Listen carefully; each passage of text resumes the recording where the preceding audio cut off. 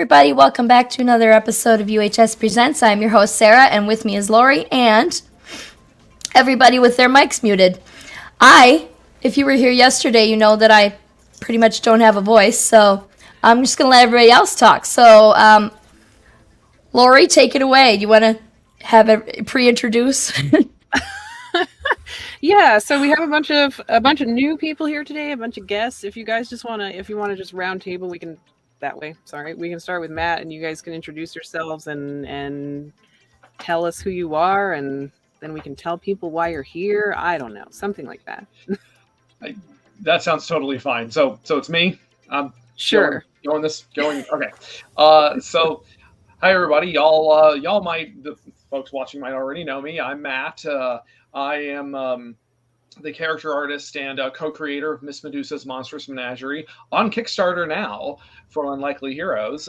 I've also worked on a couple other franchises like Godzilla and Ultraman and Gamera and Power Rangers, and basically everything that I grew up with as a kid that has rubber-suited monsters in it, I am currently trying to assimilate. Anyway, that's me. And then Steph. Okay. I'm Steph Cannon. I'm one half of In Symmetry Creations with the other Matt, who is going to introduce himself here in a minute. We are currently running a Kickstarter campaign for Here's Vasildor, the Perilous Prospects Book 2, which is our steampunk time travel series that we will get into as the show progresses. We are part of the Quad Badass, I can say badass, right? I'm assuming I can say that on this show. Oh, yeah. Yes. Ladies of Kickstarter, which we'll get into as well later on in the show. And hello, I'm Charlie Stickney. First of all, I just want to say that was an incredible introduction. The video, you guys did a great job putting that together. So I'm going to try to bring my energy up, for the butts that are in seats and everything. So we can live up to that, right? I mean, I think whatever you guys put together, it's a lot to live up to. So I'm feeling the pressure there, but I'm really excited to be here with all of you. I'm a writer, publisher. I write books like White Ash and Galarian and The Adept. And currently I have the game, which I co-created along with Connor Hughes, that's live on Kickstarter. And I think we're gonna have some fun tonight. So whoever's watching, put those button seats and get excited. All right, my name is Matt Knowles. I am the other Matt. If he's 1A, I'm A1, whatever it may be on the show tonight.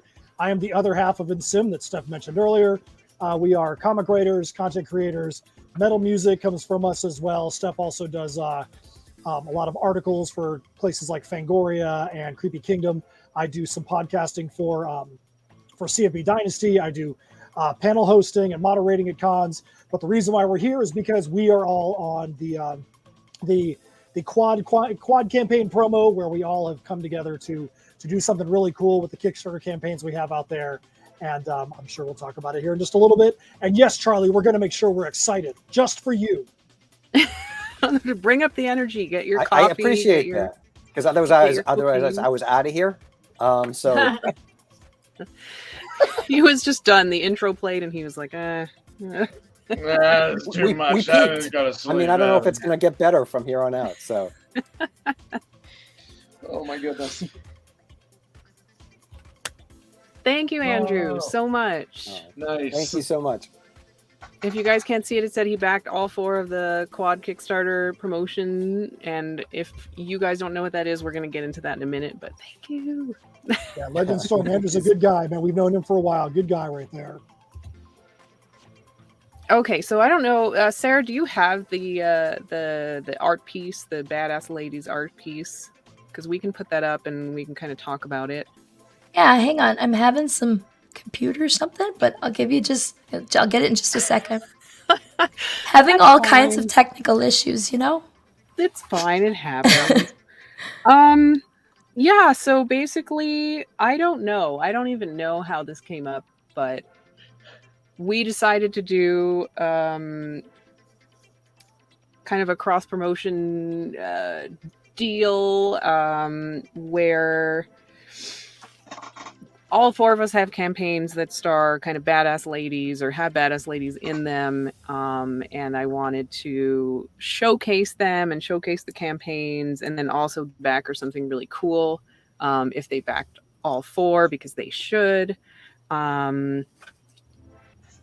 And we kind of went in together and we decided on an artist, and we had an art print made, and we decided to make it a metal print. So anyone who backs all 4 campaigns gets a free metal print that contains all 4 characters that we will be showing in a second, I think. It's coming. I really do love that print. I mean, it's already a great style, and it's always just really odd to me to see, in a good way, to see Gina drawn by a different artist who wasn't me or Paul. It's always like, oh, interesting. It's either me going like, oh, those are interesting choices, or it's like, oh, right, I'm a crappy artist. But it's just, and it's purely because I'm like, oh, they did something different. Why am I not doing that? Oh God, I'm a fraud. And it's the imposter syndrome cycle. I'm getting better about it. Well, yeah, when Lori decided that she was going to, she put a post up in one of the chat groups that we're in. Steph and I had already kind of, I don't want to say we decided, but we were kind of in that mopey kind of, maybe we're not going to be able to get a Kickstarter out this year, even though we knew we had to get it out. And when Lori was like, hey, does anybody have a campaign coming out soon? I want to be able to cross promote with you. And as soon as that happened, it was like, okay, that was the catalyst for us to be like, okay, now that's the thing. If Lori's launching on October 18th, then we got to do the same thing. And we kind of put all of our energy into making sure that our campaign was going to launch at the same time. We got out of that mopey mood. We were also really busy. We just did New York Comic Con. We had some other shows. And so we kind of had to fit all of our prep around those shows as well. So thank you to Lori for doing that. And the thing that was interesting was we had no idea that Ryan Cummings or that Charlie were going to be involved either when we had our first conversation. Like it was, I think Charlie was to us, the oh, by the way, which is a hilarious thing. And the irony, because Charlie's the one that all of our other campaigns put together don't normally equal one Charlie campaign. But I think it was, yeah, Ryan's going to be involved in this. And then a little later, it's, oh yeah, Charlie wants to be involved too. And it's like, boom, let's go. That's awesome. Well, I do think that, first of all, when you look at all of us up here, you can see there's definitely one badass lady, and that is Lori. I mean, she looks terrifying and also amazing right now. But I think I think you're also you're an inspiring figure, and everything that you built with Unlikely Heroes Studios is really impressive. And the fact that you were reaching out, trying to find creators, I mean, that's what drew me to this. And you said, who's going live? Let's find some people to collaborate with. And I said, I want to collaborate to someone who's that committed to their work, to all the energy that you put in. And I love being part. I mean, look at also Matt and Steph. Like they don't go halfway. They go all the way when it comes to everything they do. So I think, not only have you put together a really nice team of creators, you put together a group of people who passionately care about everything they do and understand their brand. And so it's nice to have a print that represents both like the spirit of the indomitable women that are in our campaigns, but also I think of you as a person who's put this together and the force of will that you have to try to make a space in the indie comic community, which is a really hard thing to do. So, I think this is, this whole campaign is a tribute to your force of will. And I look forward to seeing all the things that you do going forward. And we're really excited to be part of it. I don't even know what to say to that. Thank you. Yay. We're putting butts in seats, right? That's what this is about. Exactly. Yeah. Did you have any luck getting it to work? Okay. Yeah, there it is. I'll talk about it a little bit more because Ryan Cummins is missing. He's the creator and writer of Raina, the Bastard Queen, who's featured on the bottom there, and I haven't had a chance to mention him yet, but we'll link his campaign as well. Yeah, if you guys want to talk about your characters real quick and who they are and how they're badass and stuff, that'd be great. Who wants to go first? Steph, do you want to talk about Syndrome? Okay. I mean, We're putting you on the spot. I mean, I can, but I didn't know if you wanted to. I mean, I didn't. Yeah, that happens all the time with these types of things that we're on here. Syndrome is a character that we are introduced to in oh gosh, what Matt, help me out here. The Crossroads Conundrum This is your issue story. 10. Help me out. Where do we? Huh? The Crossroads Conundrum issue 10. Okay, so when we are introduced to Syndrome, she is not to give too much away for those who are interested in reading the entire story, but she is very much a victim of something very terrible that's going on in her life, and sort of discovers accidentally that she possesses some type of otherworldly powers. Matt and I didn't discuss what we were going to say and what we didn't going to say before we got on this show, so I'm going to let him take it away from here. No problem. So he knows what we can say and not say. Well, so in the story, there are these portals that keep getting opened by a scientist or by an inventor named Michael Sealdor, and what he doesn't know is that when these portals open, there's an energy that kind of pops through as well. And one time he opens up a portal, and when the energy comes through, it starts to affect people in the area in some different ways. And Syndrome is off on her own doing her own thing, and she's in the midst of some very bad abuse. Very, very, very bad abusive situation, and she decides she wants to get out of this situation at the same time that Michael opens up one of these portals, and the energy that she has to try and get away and the energy from this portal combine in this otherworldly way. You see she has these energetic wings that are behind her. These things show up every once in a while, every so often. And we see her having to now tame this desire to defend herself and not be a victim anymore, but now it's kind of gone overboard. And so she has to kind of rein it back in so she doesn't become a victim of her own over energy in a sense. Okay. That's amazing. I like it. And Matt, I guess you want to talk about Gina? I guess it's me now.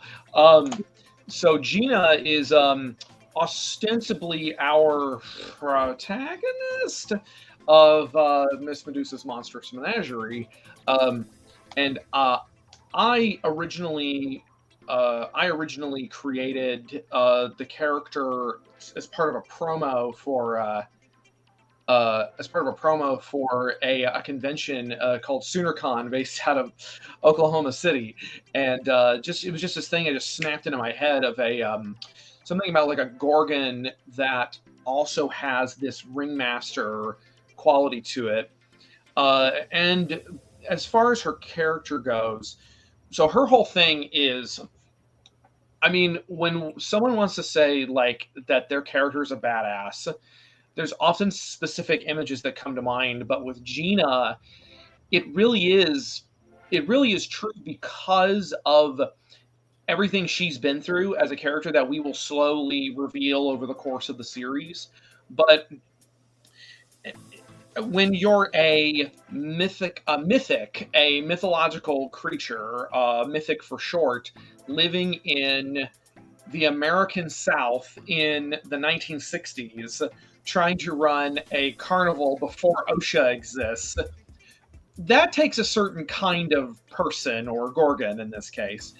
And she is a survivor more than anything, really, and she's not what I would say a good person, but she has her soft sides, but she also has her ruthlessly capitalist sides. There it is.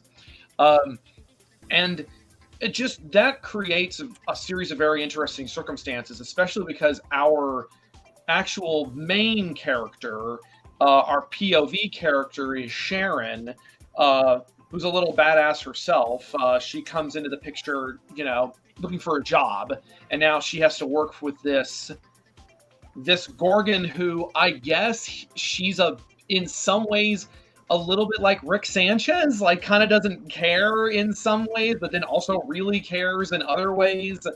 She's just an endlessly complicated character that has been screwed over so much. Her attitude is now, well, I guess I better screw other people over first. So there's a lot to unpack with her, but yeah, she's she is also a Gorgon, which means that, she can do things and very specific things that we won't get into just yet because it's not really about that, but maybe one day it will be. So I think it's the long and the short of it. There's a lot of layers to unpack here. Gorgons are like onions. And Charlie? Well, first I want to say I like that picture of that badass cat. I saw really briefly in the background. I assume that was yet another badass kitty of Kickstarter. But Are you talking about my? Yes, there we go. There is the missing from the print, but there in their hearts is that cat along with that print. But I saw that and I just I love Lieutenant Mittens. Lieutenant Mittens, yes. We all love Lieutenant Mittens. But quickly, I would just say, the game is a grounded science fiction book about this young man, Eli Tanner, who on his 30th birthday wakes up and starts seeing this floating score that's tracking everything he does in his life. And, in a sense, that it's that literal game of life where you're being judged for everything that you do, which he doesn't know why that's happening, what's going on. But this brings him into the path of Iris, who is my badass heroine, who, we don't know at first, but you learn fairly quickly that she's a private investigator. And she's the kind of person who's a chameleon. So depending on whatever the situation calls for, that's kind of what she morphs into to, best make people feel comfortable, to make them feel like they're willing to spill their secrets. So, so she is both an intellectual badass, but if, the going gets rough, she knows how to get it going. And so she handles both parts of it, both intellectually and physically. And I love writing characters that have multi-layers. And I think, the attitude of these different women that we see in our different campaigns is just a great empowering sort of, these are force of nature kind of protagonists. And, it's just nice to see them all assembled together and being honored for what they bring to their collective books. Yeah, absolutely. And it's funny because they're all completely different, really. They all do completely different things. Their attitudes are different, but they're all badass in different ways, and it's super cool. Briefly, because Ryan isn't here, Raina. Damn it, Ryan, and your work schedule. How dare you? Raina is mostly powered by vengeance. Because her tribe was murdered when she was a child, and so she's just full of anger and vengeance. And issue 1 has a lot of murdering going on, but in issue 2 she has to kind of deal with trauma and fear. So there's layers of how you might have to temporarily turn away from vengeance and kind of deal with your own shit. And work on yourself a little. So if you back all 4 of these campaigns, you get this print comic size as a metal print. So this is it's indestructible. You can put it on your wall. It doesn't get dirty or bent or UV damaged. It's just metal. It's forever. So but you have to back them physically, right? Yes, sorry, thank you. That's important to to mention. All 4 campaigns at a physical tier, so a shipped tier, the physical issue or anything above that, magnets. Actually, we should probably talk about the kind of cool shit that everyone has on their campaigns, because that's another thing. We all have completely different, really cool rewards. So I guess this time we'll start with Charlie, since we ended with him last time. Well, in addition to the comic book, because I think at the base level, that's what we're all here to do. We're here to tell stories. So we're telling stories through the comics, and we have variant covers. For me, I like to lean into the theme of the world of whatever I'm building. So this time out, because we are doing the game, I'm actually offering a custom deck of cards that you can have as its own tier, which comes with some PDFs, or you can get it added on to the campaign itself. And all the face cards are characters from the different books that I've done in my White Ash Comics universe. So from White Ash, from Galarian, and from the game. So it's a 54 card deck. And if you scroll down to the bottom, you can see a little bit of that. But Connor Hughes, who's the artist on this book, has done some custom work for it. And it's really nice to work with an artist who's also a graphic designer. And there you go. They're the just went right by them. You can see the face cards there. But he just has such a nice eye for design, and it's nice with everything that we do to be able to sort of incorporate that into the world that we're building and try to make everything feel like something that's in the real world and incorporate it into our comics as well. Yeah, these are really cool too. The facial expressions, you really get a feel for the characters, which I love. Yeah. And that's mostly White Ash characters because we had been doing them as a series for White Ash. So there's going to be another 5 different characters swapped in for a couple of those. And we also have 2 wild cards and 2 jokers. So, kind of thing just to sort of flush out the entire deck. I really like that. I really like this art style a lot. It's very expressive. Yeah, he's wonderful to work with, and I think this, Matt. It's about storytelling, it's about expression, it's about what emotions that you can capture. How do you handle those beats? There's lots of people who can render an image. There's lots of people who can draw like one sexy pose, but for those people to be able to tell a story, that is where comics becomes an art that's not doing pinups. And I think, there are plenty of people who can do great covers but can't do interiors. And I love working with Connor, who's my partner and co-creator on the game and also on White Ash, just because of that's what he brings to the table. And he enhances everything I write in terms of the way the characters act, the posing. And so for me, that's so important as a writer to find a collaborator like that.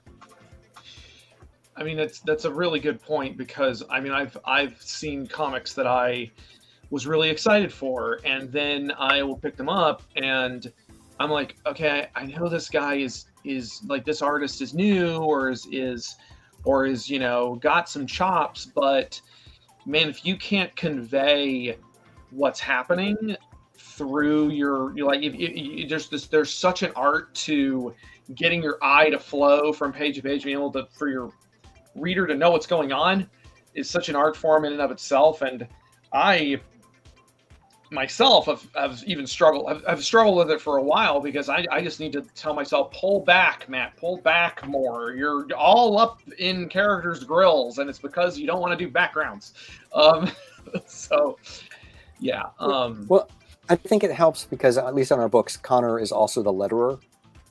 So he's able to think about, with the letters, where the flow of the words need to go in conjunction with his images. So he's trying to organically compose the page to both fit the word balloons and the art at the same time. And so I also think that helps when you're planning those two things in conjunction with each other to make it easier to tell the story. Fantastic. Love it. That's really cool. Mm-hmm. And Matt and Steph. So on our campaign, Heirs of Isildur, The Perilous Prospects is apocalyptic sci-fi set in a steampunk world. The original arc, Steph said, was steampunk time travel, and it ended with an apocalyptic event. The Perilous Prospects starts with an apocalyptic event, and we kind of continue on from there. The first arc, everything was basically told from the perspective of Michael Isildur, who was the timekeeper in the town of Shadowshaven, and the way that things interact with him along the story journey. When we get to the Perilous Prospects, he has basically become incapacitated, and now you're seeing the way that everyone around him is interacting, trying to exist and survive after this apocalyptic event has taken place. One of the things about our campaign, starting right off at the video, you'll see that we've got a great videographer named Michael Palma at Palma Productions. We had a great time filming the video. We did a video for the first one, and we had fun with it. And we're like, okay, people are expecting that we're going to have fun with the second one, so we had to plot all the stops and do some really ridiculous things in it just to have fun. So you can see right there that we don't have a problem having fun, but when it's time to get serious, when it comes to the pages in the story, we definitely know how to get serious. One of the things about the campaign, the first book was 48 pages. Everything is perfect bound. I've actually got the set of books from the first campaign right here. So as you see, that's what, if you're not familiar with what perfect bound is, it's just any book that's got a spine on it. So we made sure that all the books in this series are going to be perfect bound. Here, I'll go back. All going to be perfect bound, so that's all the different covers. The first book was 48 pages. This issue is going to be 56, and we cover a lot of ground in the story. There's a lot of great surprises, a lot of great twists, a lot of great swerves. But if we're talking about the items that are available in the campaign, one of the fun things and stuff, if you want to take this part, feel free to let me know. We have leather workers that we work alongside of, and they've done a lot of stuff with us, and they've got some really cool things in this campaign. So Steph, if you want to talk about it, I've actually got the items around me, and I can hold them up as you go through them if you want. So anybody that knows us and we do our campaigns, we almost always do some sort of leatherworking item with our leatherworkers at GB Leatherworks. And it's kind of become a known thing for us. We dress in steampunk, or at least crazy steampunk at this point. We always have goggles. Their goggles are the only ones that I can wear all day in an 8, 9, 10, 11, sometimes hour show. They're the only ones that I can wear on my head all day long and not either have a headache or feel like I'm going to have a scar in the middle of my forehead from these things being on top of my head. No matter what you see in movies, goggles are not made to be worn all day long unless they're these guys in goggles, because I forget if I have them on my head. So we decided, you know what?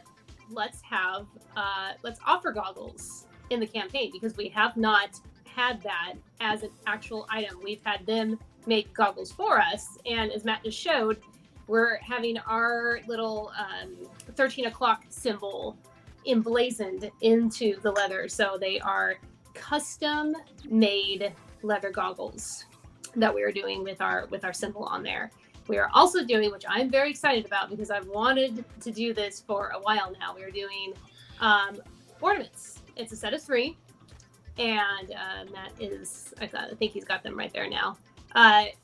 We were talking with Harrison and Martin over at GB about we knew we wanted to do a set of 3, and we knew we were going to do the symbol that you see on the goggles, which is the little sun looking 13 o'clock symbol, and we knew we were going to do the dragon head because we sell dragon head keychains and have for a while, ever since we did our medieval fantasy story Tales from Nocturnia. But for whatever reason, we were stuck on what the third item was going to be, and Harrison video chatted us one day, and he's like, it was a light bulb moment. He's like, why don't we do mini goggles, which are adorable. So it was kind of a no-brainer. Matt and I were like, yes, do those. And he's like, are you guys sure? Because I can. We're like, nope, that's going to be it. So we have our 3. So we're offering the ornaments as well, as far as the leatherworking items that we have in our campaign this time around. And the one thing you see there to the left, that's actually Michael's Traveler's Pouch. One of the things we like to do is be incredibly meta about the leatherworking. So when we did our medieval fantasy series, we actually had full-size dragon masks that people could get, and they actually appear in the story. So, so they actually are in there. And so with the pouch, which when we're at shows, it's like a D&D dice bag. I mean, they're actually really roomy inside, but those things, you'll see them in the story, but that's a part of the last campaign. And they were so successful and so well received. We're like, you know what? We want to make sure that they're in this campaign as well. So if people want a pouch to be able to put their goggles in or put their Christmas tree ornaments or holiday ornaments in, they have a pouch to be able to do it in. And one of the things about this that you don't see is there is an option called the eccentric craftsman. So we showed you the brown goggles and the black goggles, but if you say, hey, give me an eccentric craftsman, that is just whatever the whim that the leather workers have at the time. They're like, we got some extra red dragon scale leather around. That's what we're going to make your goggles out of. So like the last campaign, I think we had some stuff that had like green and yellow they were pouches. Cool. It's dealer's choice. Like dealer's choice, exactly. Oh, that's awesome. Fantastic. That's really fun. It's one of the things I love. Hi, Toku Society. I know that person. Thank you, Toku. Oh, are all the Godzilla nerds showing up? Yeah, check it out. That's one of the things that I like so much about doing campaigns like this is you get to do merch.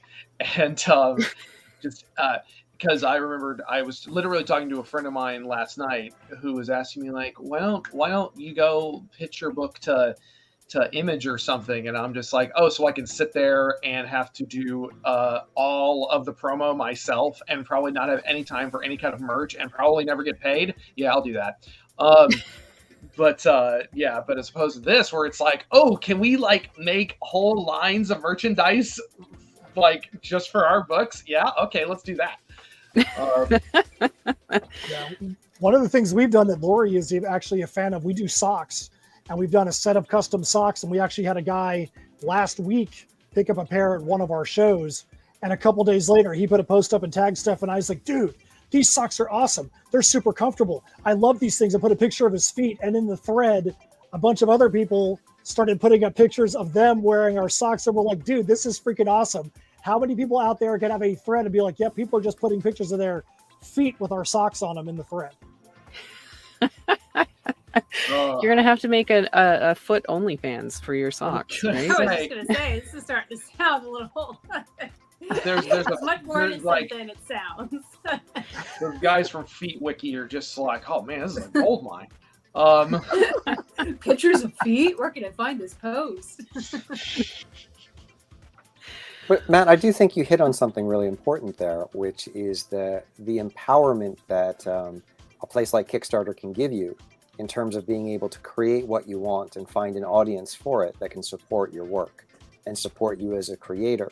And I think, that's something, Laura, that you've been doing with Unlikely Hero Studios. Matt and Steph, I know you guys have built a real audience, based on these things that might not necessarily appeal in mass to the direct market, but you can find a real dedicated fan base on Kickstarter that can support your creations in a way that traditional publishing maybe wouldn't do.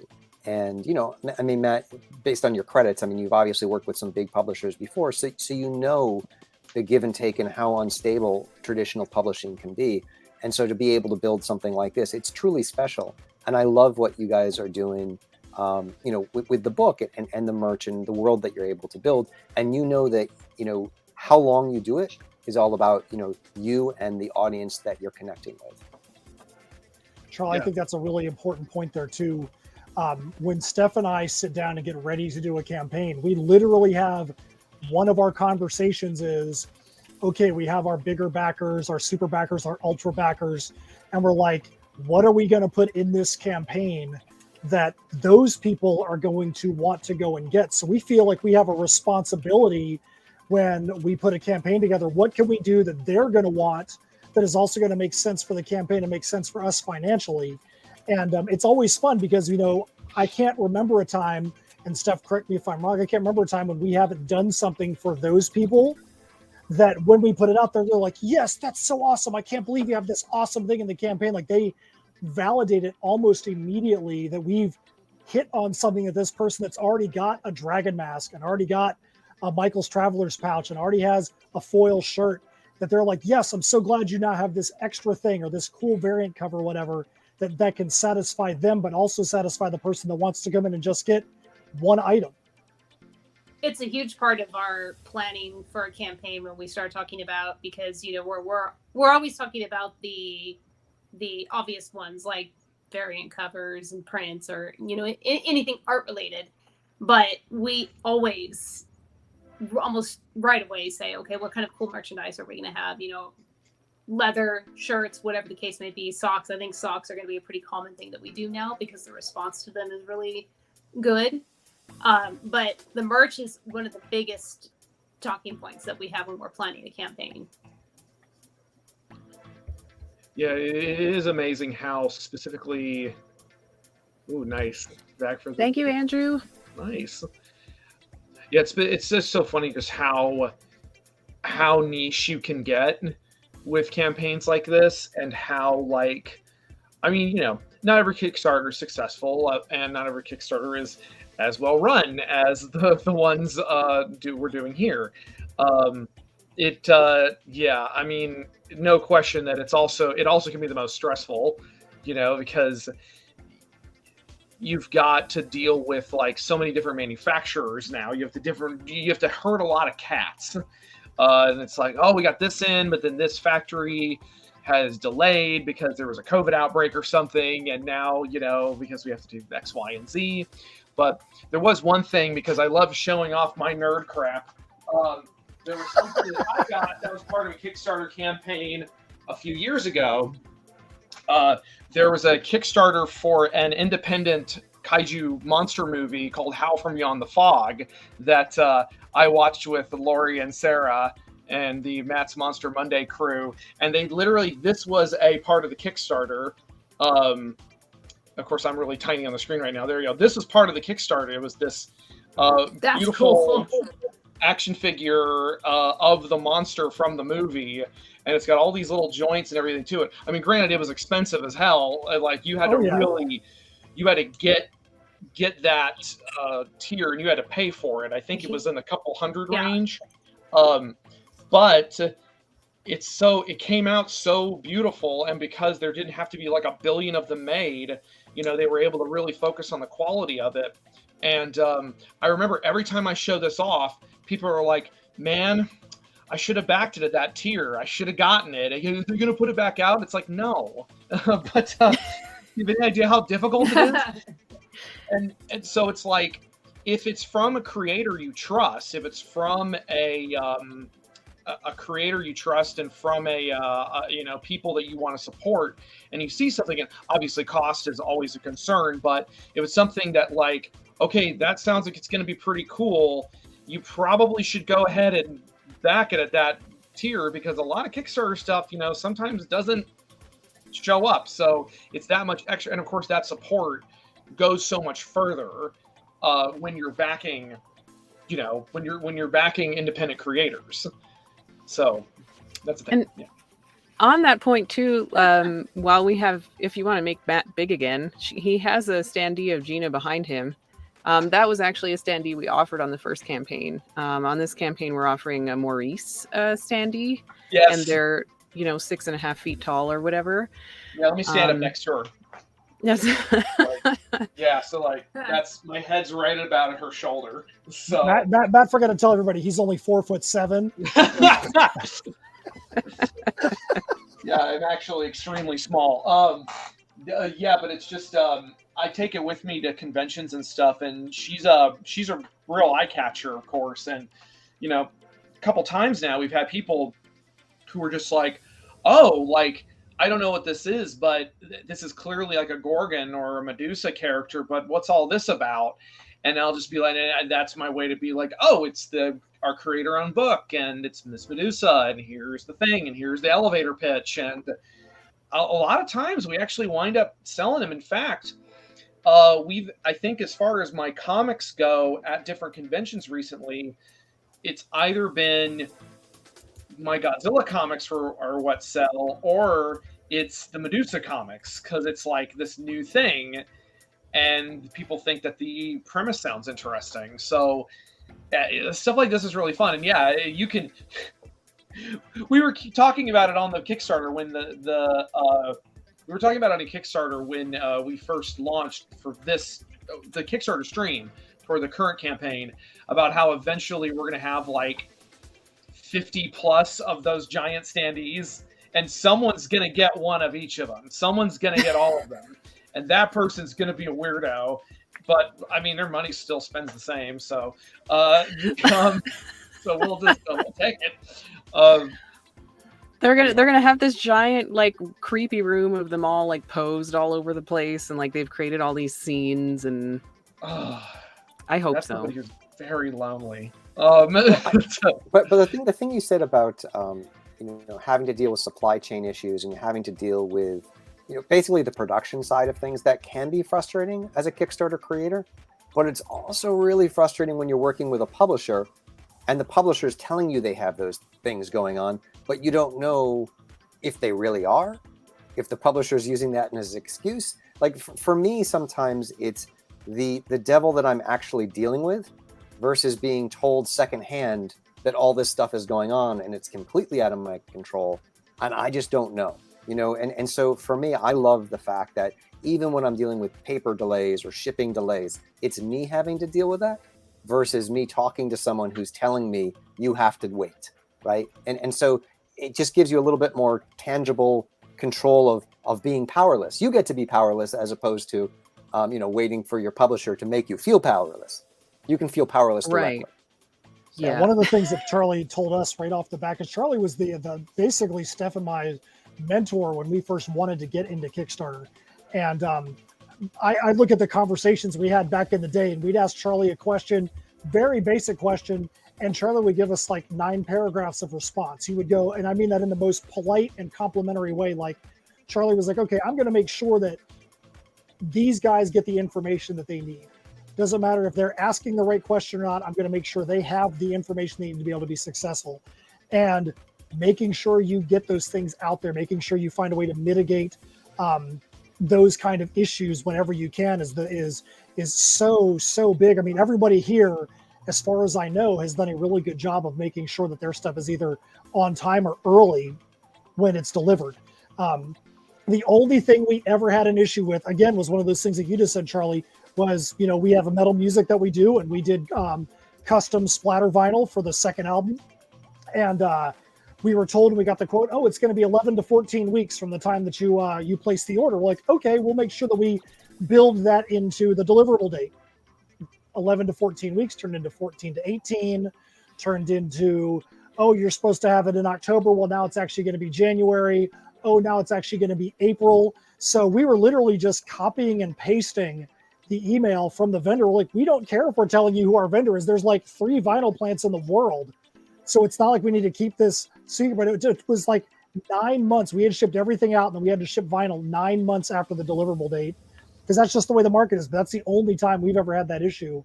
So yes, we have to be cognizant of making sure that whatever the vendors are we're working with, we have some kind of tangible understanding with them so that things don't get out of control when it comes to the shipping. Yeah, for sure. Yeah, we had some hiccups with that after the Sundering, which was our book / campaign. Our the dice production is going to take longer than initially told. Really? Yeah, which is fine. You know, as long as we communicate, you just got to communicate and tell people, and like it's not our fault. It's just Well, it's tough because you like, you know, like Charlie was saying, there's only so much control you have, and as long as and there's a difference between, like, you know, kind of having to shrug and be like, I don't know what's going on. I'm the face of the project, but then, like, it reminds me of I was on a project quite a few years ago, but it was after a Kickstarter, and the what was it? The project leader was making updates. The problem is that the updates were so they were so granular.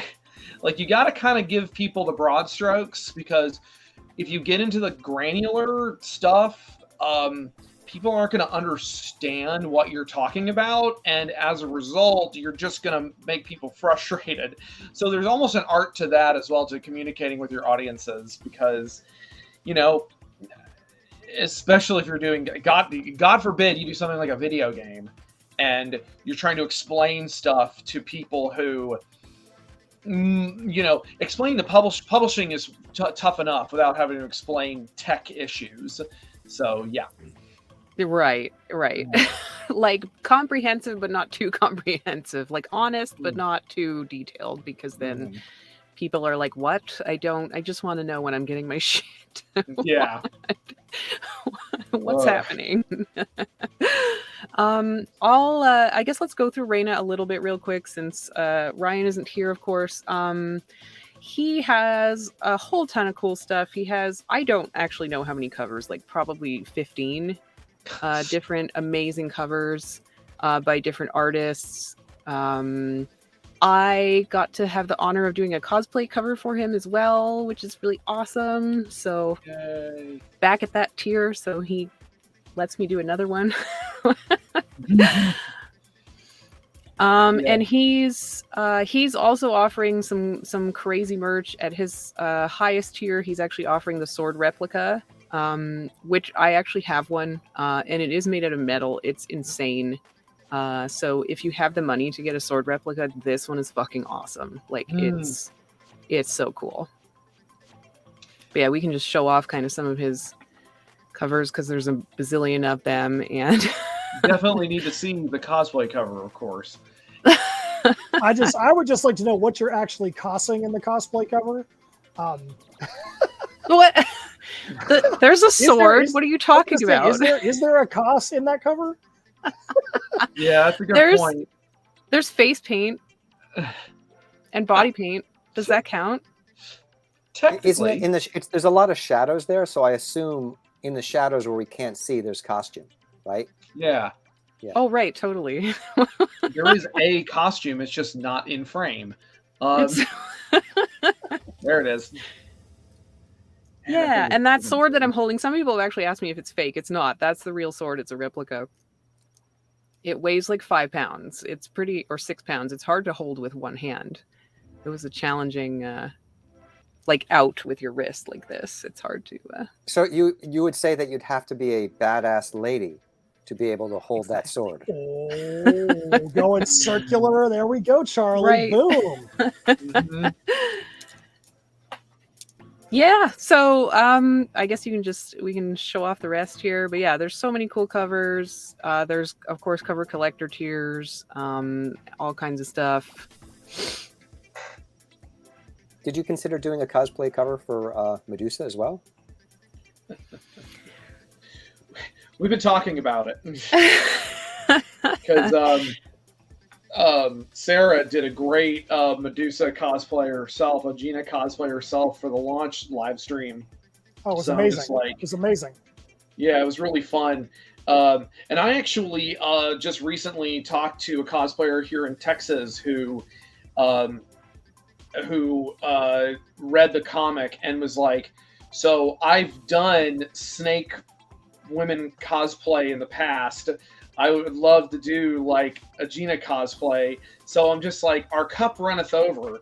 And I don't know. I think there's lots of options.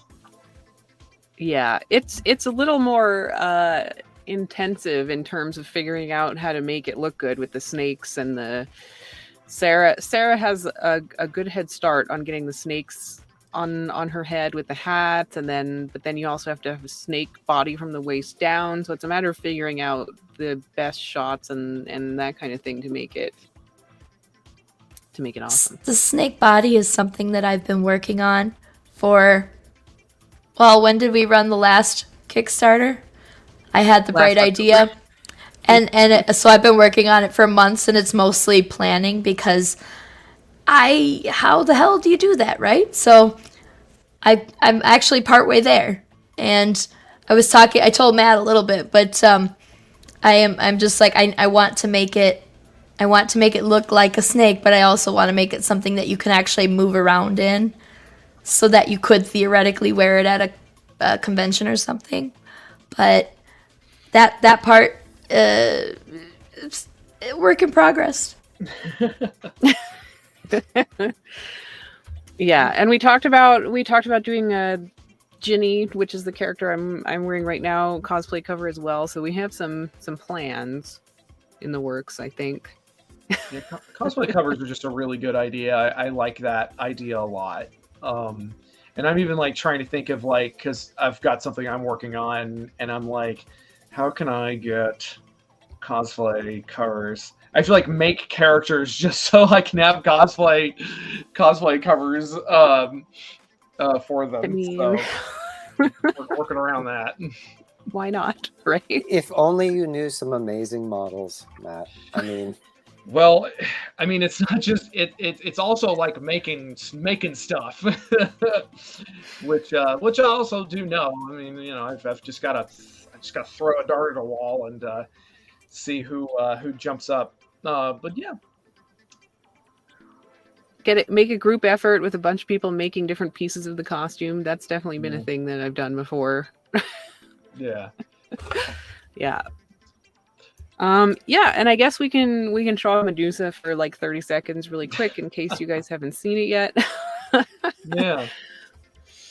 It's just the Medusa campaigns have been really fun. I mean, I honestly, because I'm just ankle deep, more like neck deep in prepping for Tokyo Comic Con, I've kind of been occasionally glancing up to check on the Medusa Kickstarter, and I'm like, whoa! Every time I check it, I feel like it's just jumped up.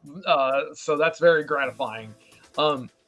Yeah, the campaign has been really fun, and like we always have fun merch and stuff. We've got some really great covers this time around.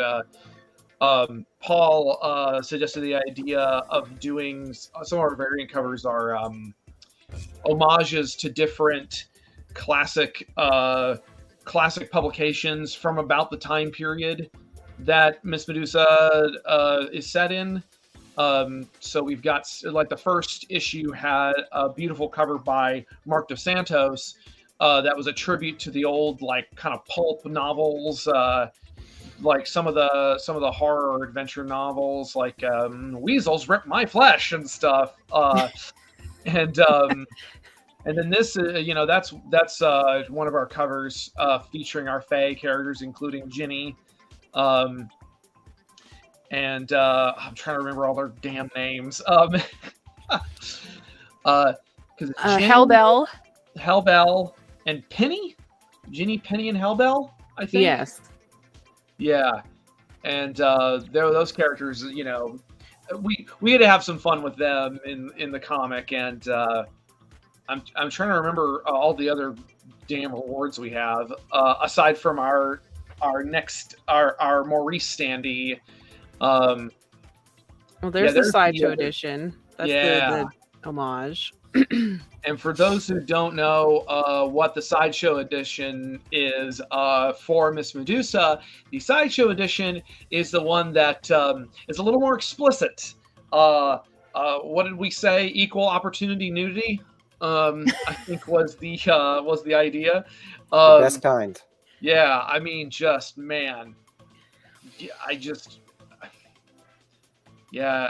think it was. I hesitate to use the word troll dick because I don't specifically know if it was a troll, but because it's just so many damn. There is just, and it's mostly played for laughs. Of course, we're just having fun. But it's also like these are all mythical creatures that don't really have the same hangups that humans do. So they're just kind of like whatever. Half of us are born out of our moms boned their dads, and then we were born out of their head or something. I don't know, or we came out of somebody's ear. Like everything's weird with us. So whatever. Yeah. But, there's no modesty. Yeah. That is also, of course, the Sideshow edition specifically. You can see our little preview images of Jersey, the Jersey Devil, making sure that everybody stays modest. On the campaign, they're modest. In the book, they are not. No, that's true. Yeah, we've got our fun little little tickets for our postcards, and really just trying to. There's the Badass Women of Kickstarter promo. Yeah, it's just a really fun campaign, and where's our hot nuts shirt? Oh God, yeah, show them the hot nuts. Show them hot nuts. Let me tell you, you yelled that into a microphone. Right. There it is. You can just about see it. That's one of our Fae characters, and she sells hot nuts. Nothing weird about it. Don't be weird. No innuendo at all, right? Why are you being weird? Why are you? You're the one who need to calm down. Tell me to calm down. Anyway, yeah, we have fun.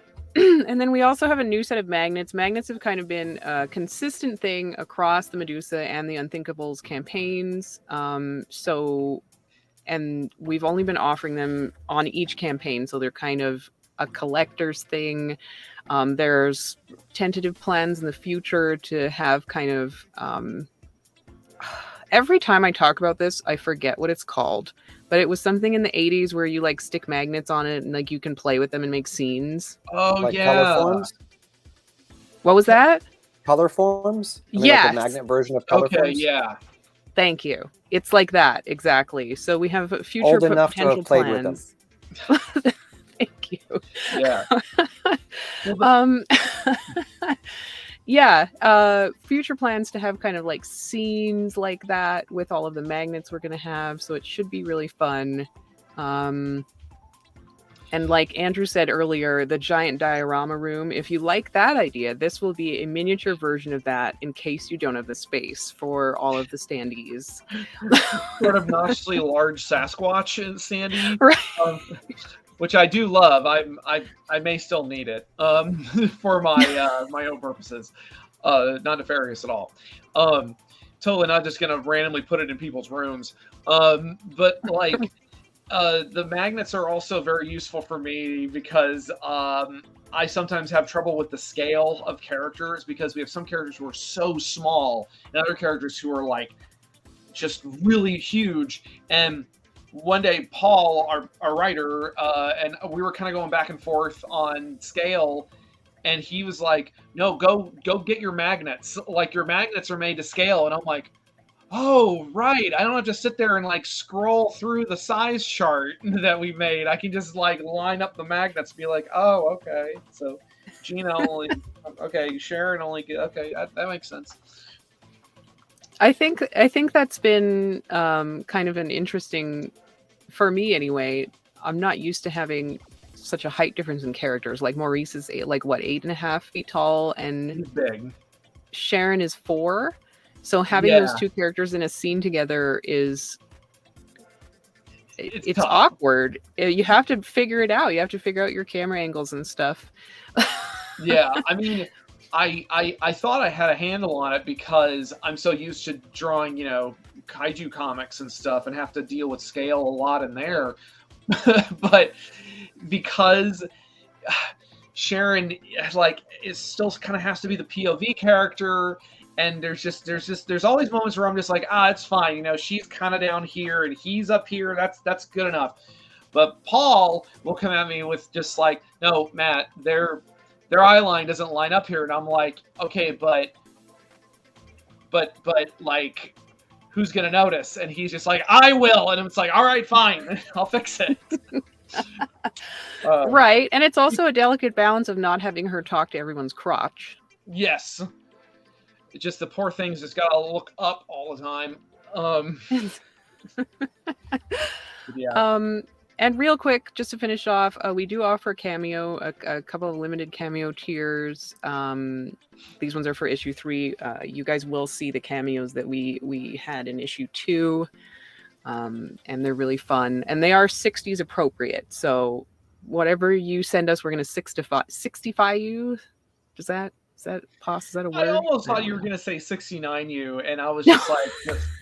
Which is very 60s. So... There you go. You heard it here first. It's the bonus for the cameo tier. Yeah, and then we have the standee, of course. Maurice with his notebook. Mm-hmm.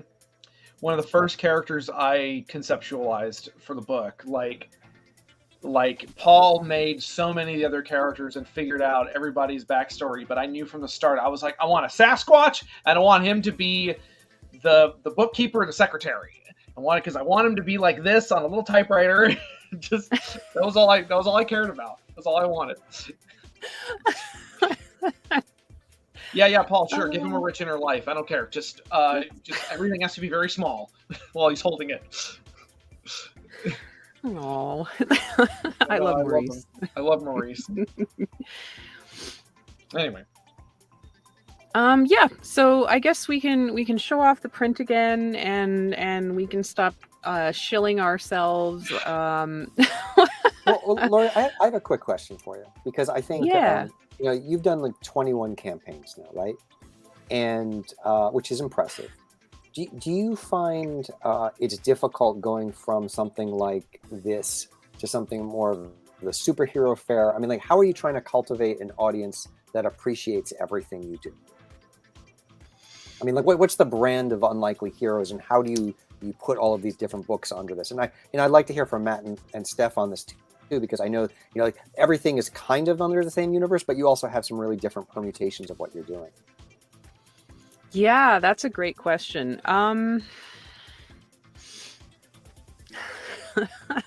I don't know that we've had a strategy other than like this. So our very first thing that we ever published was Super, which is kind of, a loving satire / homage to superhero books. And that's where we kind of started. So our original fans were superhero fans, I guess we can say.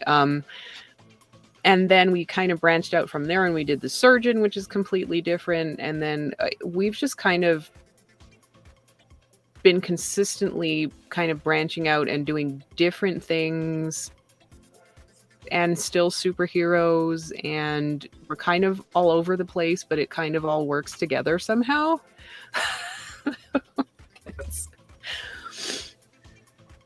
Because I noticed, like, I didn't see, I don't think I saw Medusa or anyone from the Menagerie in your big Unlikely Heroes banner head, right?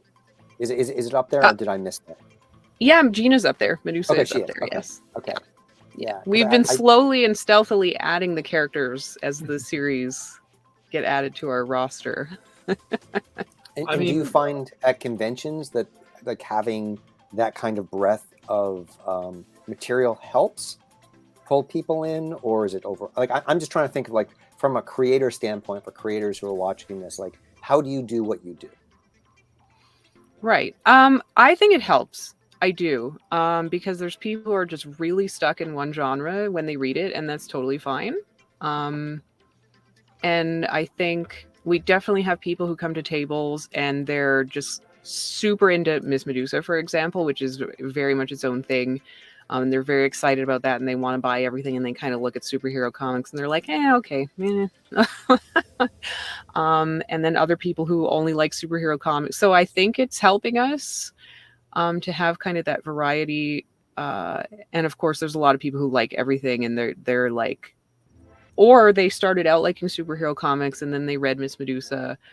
And we're like, oh, I actually really like this. It's completely different than what I would usually read, but it's actually really good. And then we have our fans branching out themselves. So I think it's an advantage to have more than one genre or more than one theme that you're covering, just so that people, even if they don't, the words are not working today. I know that. Sorry, go ahead. I thought you were going to formulate.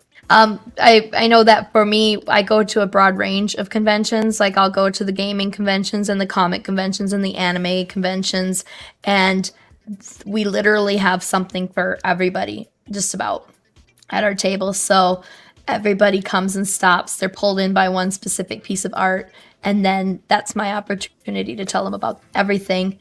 And then they're like, "Oh, this all really sounds cool," and they zero in on one title usually.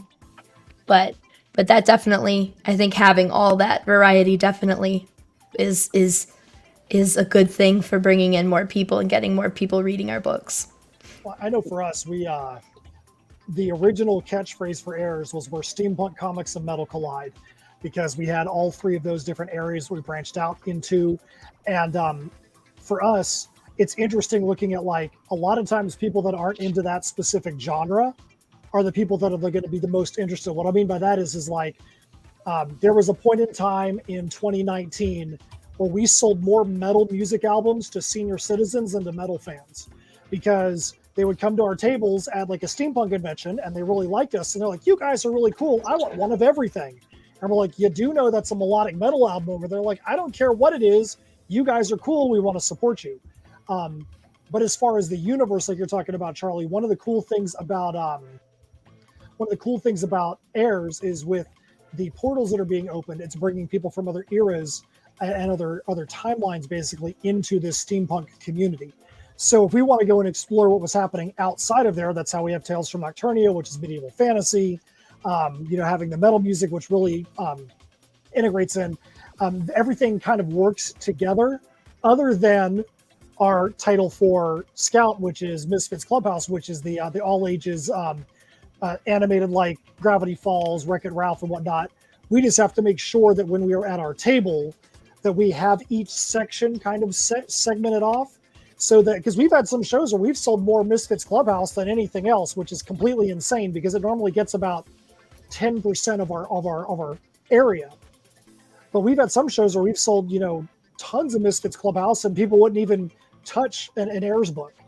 But as long as people know, hey, look, if you're into this kind of thing, you want to go here. You want to look at our anthology stories here. Here's the metal music that supports it. Here's all the other merch that brings it back in. We find ways to make sure that it's logical at the table, so that way people aren't overwhelmed. Because if you just throw it out there like white noise, I think that's the kind of thing that's going to repel people, because they're like, what is this table? What are you guys even trying to do? So if we segment it so it's easily understandable to them, I feel like that's what works the best. Do you agree with that stuff? Yeah, I think there's also. Okay, sorry. Go, yeah, Steph. I really don't have anything eloquent to say other than I agree. We're very tired right now. Well, I think there's also something, what you're talking about is great for conventions.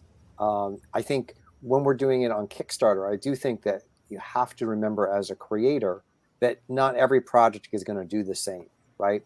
And I think some creators try to measure one project against the other and don't realize that each project has its own barometer for success. And, as you do more and more, you have to realize each, thing has its own fan base, its own franchise. And I can't expect to get Galarian numbers for the game or, or White Ash. Like, everything is its own thing.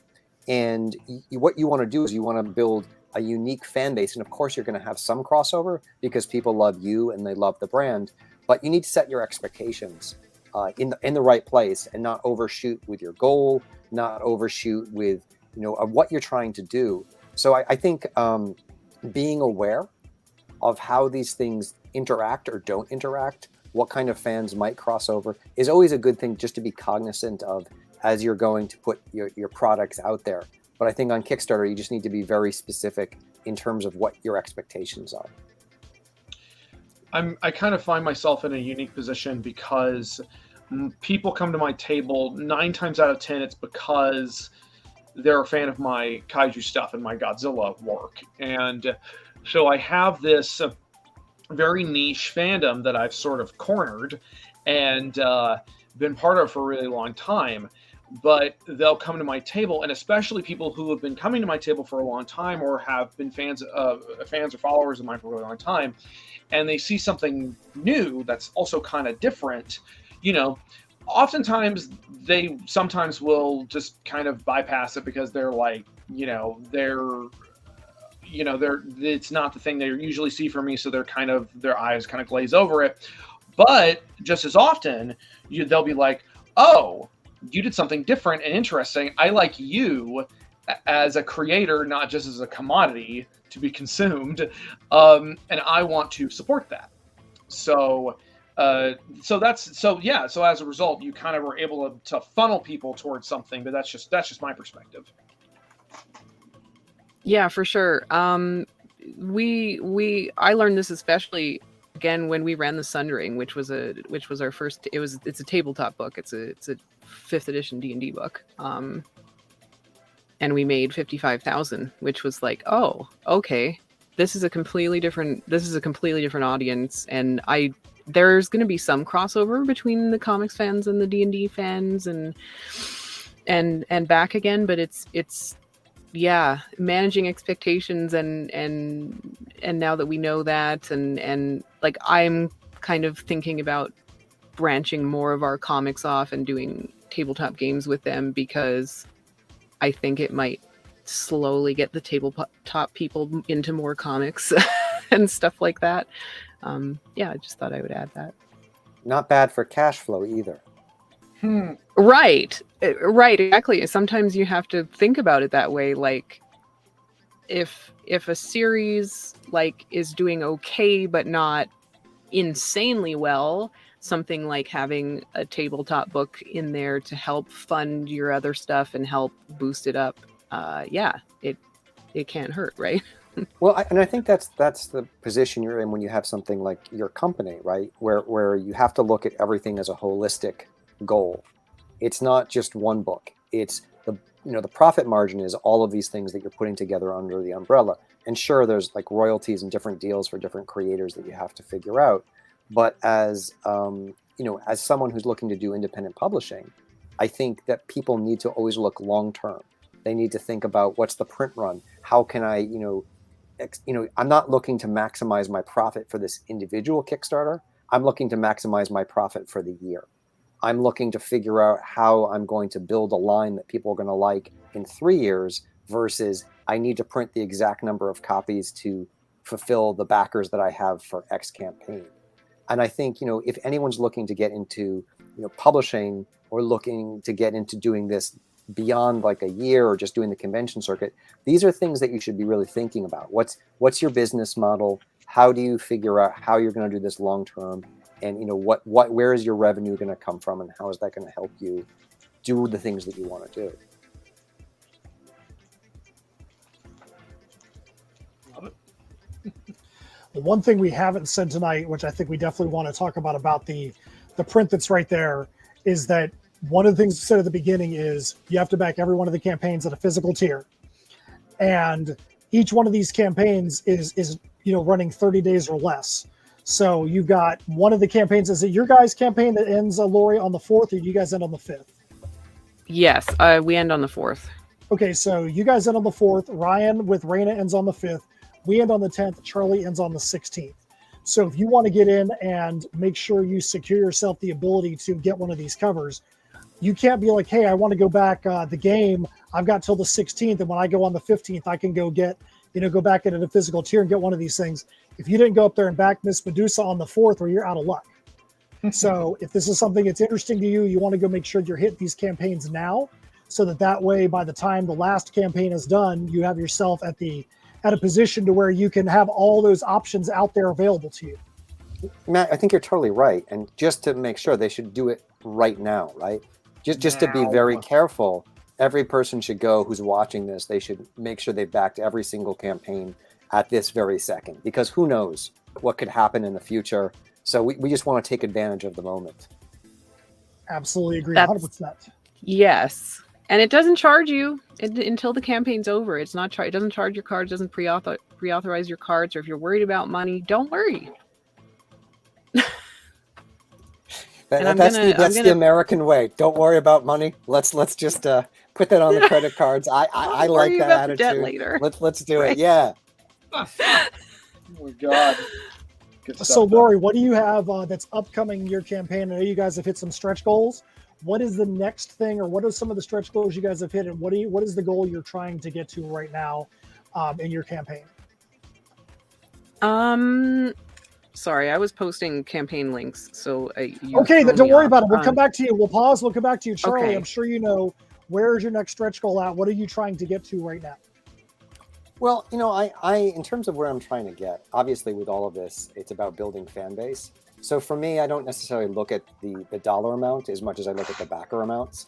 And, I have some goals in terms of where I would like to be, which is a little bit higher than we are right now. I'm thankful for every backer, but, you always want to go a little bit further.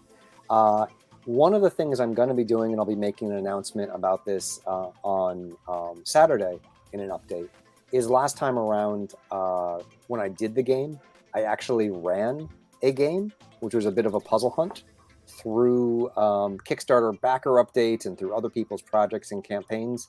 And I'm going to be looking to launch that again this Saturday. So there will be another round of the game that people who are playing can play when backing the game. On our campaign, we just crossed a backer goal. We actually set dollar stretch goals and backer count stretch goals because we wanted to make sure on this one that people know that, yes, while we want to get higher funding, we also care about the number of people that are a part of the campaign. We just hit our first backer count goal. And at that one, a lot of campaigns will have PDFs that they give during stretch goals. We want to do something really special on our cover C, which is Keto's manga variant. We have a new creative team, Chess and Gwyn, who did that for us. And they have a manga that they're writing called The Bohemian Trials. And we are the first people that are actually going to be able to do any distribution of their Ashcan. So the backers of our campaign are going to be the first ones that actually get a chance to get a hold of their digital ashcan for the Bohemian trial. So we thought that was going to be really cool to be able to give them that spotlight, be able to give them some distribution of that. So anybody that backs our campaign from this point forward is going to be able to get a hold of that. We're all going to be working for them someday. Steph has actually met with them. They're actually from her town in Visalia, California. And these girls are, you know when people have it, and you know when people are going to do something big. And Charlie, I'm sure you remember Seda from Soulstream. They're like, the next coming of Seda. And so we definitely feel like they're going to be doing some good. So we're really happy for them that not only did they get to do a cover for us, but we actually get to distribute them and give something back to them and to the backers that are out there as well. That's awesome. In terms of us, I'm really excited about how many backers we have. I think we're going to set a backer record on this by the time the campaign's over, I hope.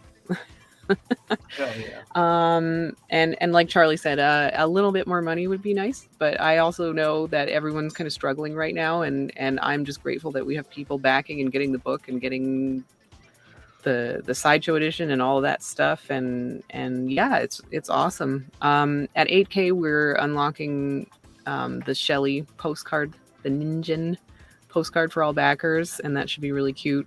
And we already unlocked the metal bookmark, so already if you back and you just get one book, you're already getting a metal bookmark, and you're probably getting a postcard. You're probably going to get some other cool shit too. So we should work at some point we should work the cosplay cover into one of the stretch goals. Thinking 40K, 50K. You're right. Really want It's that much to buy the rest of the crap to make that damn Medusa cosplay. There you go.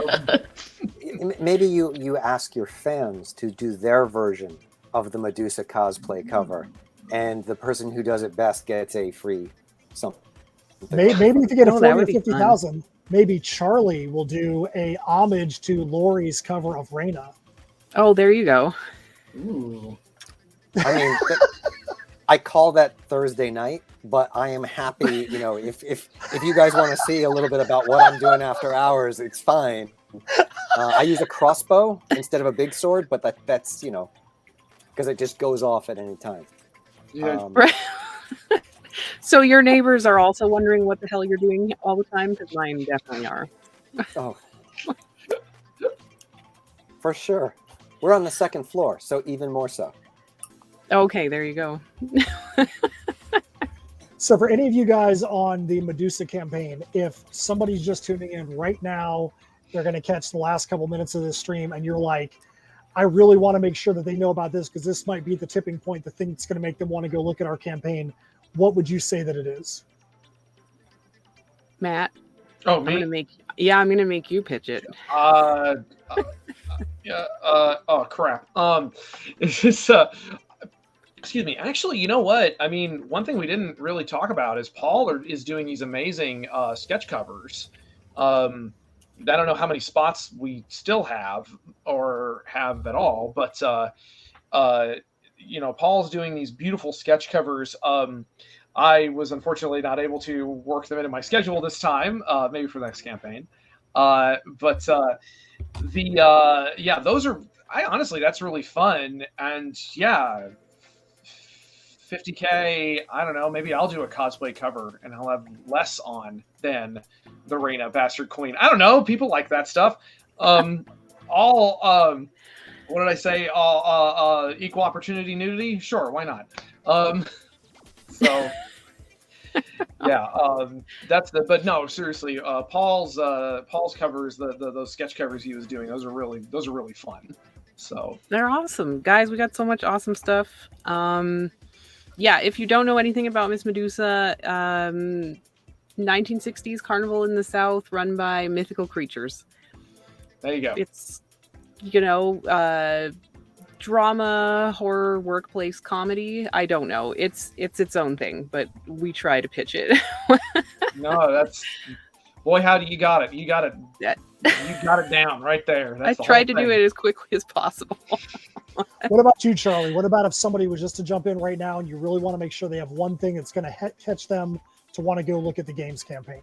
Well, I mean, like, I have a great trailer, so they can watch the trailer, which kind of gets it all. But I mean, the quick pitch I like to say is: imagine Sam from Quantum Leap jumped into the body of the Highlander, and he had no idea what was going on, and somehow he's now in this game that's been played for over 1,000 years.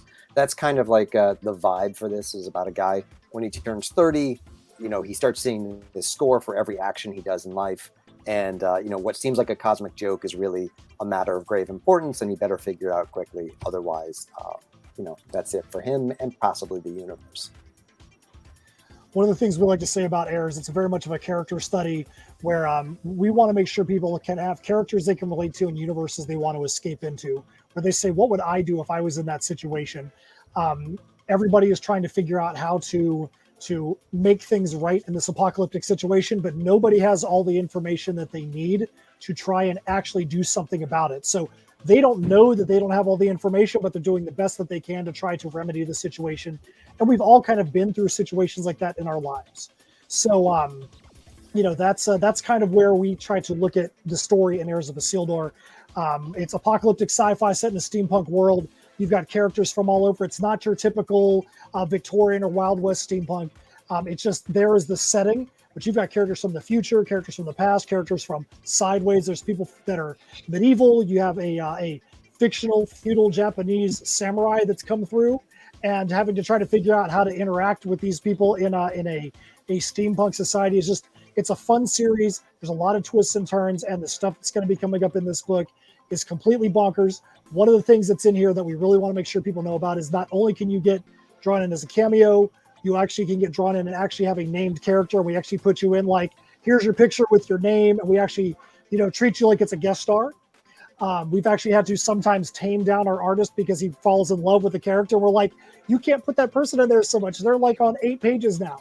So, but it's just the way that it kind of goes. But also, we have a secret project that we have. You can go into the add-ons and you can get drawn in as a cameo into a secret project that we can't really tell anybody what it is right now. It's something Steph and I are going to be working on. But the only opportunity people would have to be able to get into that is to go and pick that add-on tier right now. We've already sold like half of those. So if you want to get into something just because you believe in Steph and I and the way that we actually handle these Draw Me In characters, that's where you want to go. Oh, that's awesome. Mystery cameo. Who knows? Excellent. Yay. Yeah. So I guess that's it. We'll wind down. If you guys want to plug websites or social media or anywhere people can find you at the last second here before we go, and don't forget to back all 4 campaigns. Get your metal print right now. But yeah, one last plug for you guys. Best place to find me is on Twitter at Charles Stickney. Just follow me there. I'm very responsive. You can go to /InSim on Facebook. You can go to InSymmetry Creations on Instagram, InSim Creations on Twitter.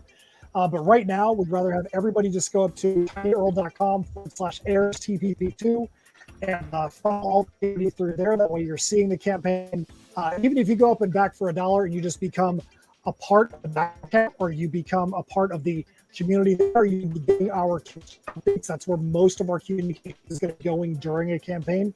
So go up there, back it, help to get that backer count up so we can get to that next backer level, and we'll go from there. I guess if I want to jump in, a lot of people watching probably know who I am, but I'm on Twitter as well. Spankzilla85, and it's an extremely mature name, and we also can we go ahead and plug the next Matt's Monster Movie Monday? Yeah. So since November 3rd is Godzilla Day, there will be screenings around the country of for the 20th anniversary, specifically of Godzilla against Mechagodzilla, which is the 2002 Godzilla movie. And we're all going to be watching it in our own way. And then the following Monday, which I believe is November 7th. November 7th, we'll do a Matt's Monster Monday, which is where we will do a little roundtable discussion where I will continue to infect my co-host's brains with kaiju-philia, because which is the most gratifying thing in my life is when I can get someone else into kaiju stuff. So that'll be coming up soon. That's good. Everybody's That's good. all right. We want to. So thank you, Matt and Charlie and Steph for joining us tonight. Thank you. Love all your guys' work. Love it all. It's all great. Thank you everybody for joining us to watch and comment and like and share. And like I say every time, if you can't back us for whatever reason, this goes for everybody who's got their stuff on here today. If you can't back us, like and share on your social media. It helps. It really does. I promise. We would never lie to you about that. So, with that being said, I think that we will release everyone into the wild for the rest of the evening. And I think we're gonna, just for funsies, because I still have the Medusa trailer up on here, we're gonna close her out by watching the Medusa trailer one more time. And yeah, so thanks for joining us, and we'll see you next week. Bye. See ya. Bye.